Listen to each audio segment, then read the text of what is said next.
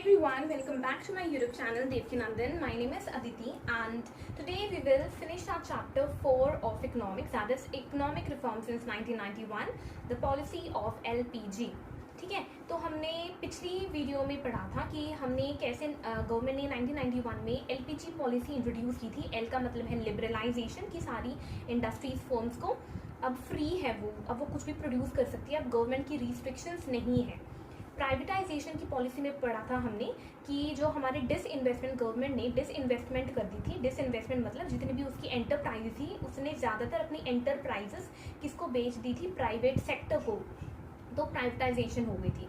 और अब है last policy, that is the policy of globalisation. तो ग्लोबलाइजेशन भी 1991 में इंट्रोड्यूस हुई थी, ठीक है। क्योंकि हमारी क्यों इंट्रोड्यूस हुई थी ये सारी पॉलिसी, क्योंकि करप्शन आ गया था, अनड्यू डिलेज आ गए थे, हमारी जीडीपी बहुत ज़्यादा कम हो गई थी। तो हमने गवर्नमेंट ने 1991 में इंट्रोड्यूस की थी इन सारी पॉलिसीज़ को कि हमारी नेशनल इनकम फिर से इंक्रीज करे और हम फिर से ग्रोथ करें, डेवलपमेंट करें।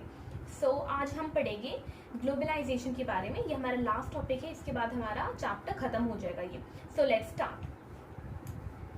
ग्लोबलाइजेशन का मतलब क्या होता है कि जो हमारी इकोनॉमी है, हमारी कंट्री है, हम उसको किसके साथ मिला रहे हैं, हम उसको किसके साथ जोड़ रहे हैं, with other countries of the world. और कंडीशंस क्या है, under the conditions of free trade and capital across borders. इसका मतलब है कि फ्री ट्रेड होगा और कोई भी रिस्ट्रिक्शन नहीं होगी ट्रेड पे, कोई भी इंपोर्ट या एक्सपोर्ट पे रिस्ट्रिक्शंस नहीं होगी, एंड मूवमेंट ऑफ कैपिटल होगा अक्रॉस बॉर्डर्स, डिफरेंट कंट्रीज के बीच में कैपिटल का मूवमेंट होगा।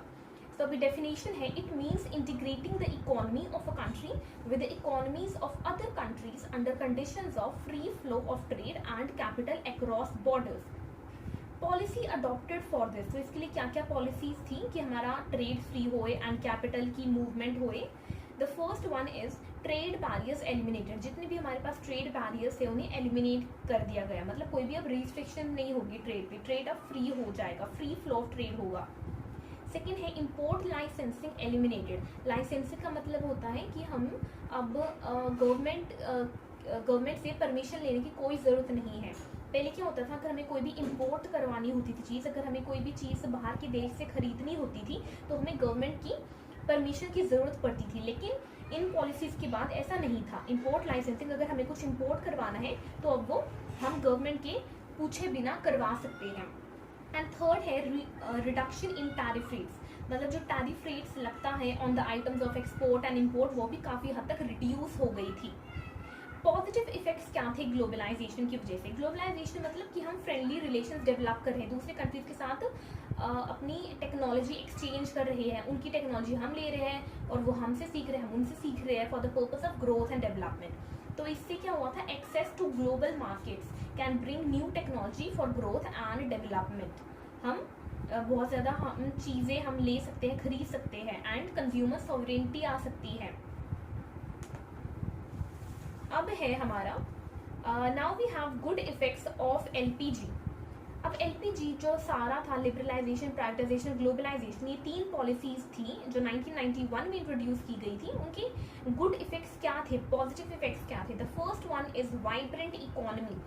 वाइब्रेंट इकोनॉमी हो गई थी हमारी, इसका मतलब हमारी नेशनल इनकम बढ़ गई थी, हमारी जीडीपी ग्रोथ बहुत ज़्यादा हो गई थी।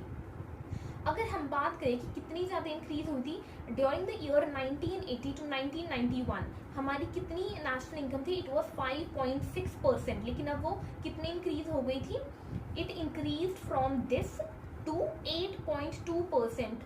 कौन सा ईयर, 2007 टू 2012। तो 5.6 से अब हमारी हो गई थी 8.2%, which is a sign of growth. Second है फॉरेन एक्सचेंज रिजर्व्स इंक्रीज्ड। जितना भी हमारा इंटरनेशनल ट्रेड होता है ये किस में होता है, ये हमारा फॉरेन एक्सचेंज में होता है। जब 1991 से पहले हमारी कंट्री में फॉरेन एक्सचेंज रिजर्व्स नहीं थे, बहुत ही ज़्यादा कम थे, लेकिन जब हमने ये पॉलिसीज इंट्रोड्यूस करी तो इससे हमारे फॉरेन एक्सचेंज काफ़ी बढ़ गए थे, तो हम और बेटर तरीके से ट्रेड कर सकते हैं और हम अपनी कंट्री में अब ज़्यादा टेक्नोलॉजी ला सकते हैं। थर्ड है कंज्यूमर सॉवरेनिटी इंक्रीज हो गई थी। कंज्यूमर सॉवरेनिटी कैसे इंक्रीज हो गई थी, क्योंकि हमारी कंट्री में बहुत ज़्यादा different types of goods and services produce होने लगे थे, जिसकी वजह से लोगों का वेलफेयर स्टेटस बढ़ गया था। अब उनके पास बहुत ज़्यादा चॉइस थी कि अब वो डिफरेंट गुड्स में से चूज़ कर सकते हैं, सो वेलफेयर स्टेटस लोगों का बढ़ गया था। फोर्थ है इंडस्ट्रियल प्रोडक्शन। सब ड्यूरिंग दिस टाइम हमारा इंडस्ट्रियल प्रोडक्शन काफ़ी हद तक बढ़ गया था। प्राइवेट सेक्टर हमारा ये इमर्ज होकर आया था इस दौरान, और प्राइवेट सेक्टर का मेन मकसद क्या होता है? Profit maximisation. तो इसने बहुत ज़्यादा प्रोडक्शन की, बहुत ज़्यादा प्रॉफिट पे फोकस किया, जिसकी वजह से हमारी काफ़ी इंडस्ट्रीज लगी, काफ़ी इंडस्ट्रीज इंप्रूव हुई, काफ़ी इंडस्ट्रीज की डेवलपमेंट हुई। That's why IT industry in India has achieved global recognition. For example, IT industry. Okay, so this was the good effects of LPG, and with this we are done with this chapter 4 of economics class 12, that is the policy of LPG.